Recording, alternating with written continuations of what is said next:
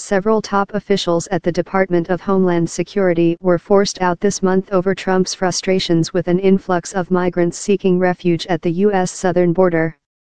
Typically, those migrants are placed in expedited removal proceedings, a faster form of deportation reserved for people who illegally entered the country within the last 2 weeks and are detained within 100 miles, 160 kilometers, of a land border.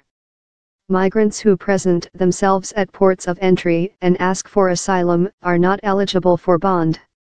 But before Barr's ruling, those who had crossed the border between official entry points and asked for asylum were eligible for bond, once they had proven to asylum officers they had a credible fear of persecution. Barr said such people can be held in immigration detention until their cases conclude, or if the Department of Homeland Security, DHS, decides to release them by granting them parole. DHS has the discretion to parole people who are not eligible for bond and frequently does so due to insufficient detention space or other humanitarian reasons. Barr said he was delaying the effective date by 90 days so that DHS may conduct the necessary operational planning for additional detention and parole decisions.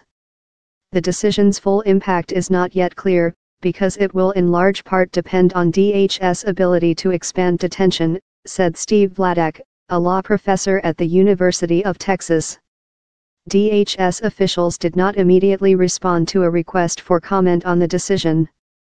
The agency had written in a brief in the case arguing that eliminating bond hearings for the asylum seekers would have an immediate and significant impact operations.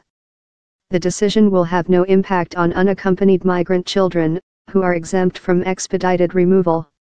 Most families are also paroled because of a lack of facilities to hold parents and children together.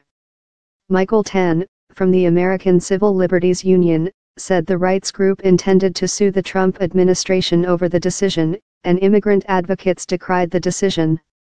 Barr's decision came after former Attorney General Jeff Sessions decided to review the case in October.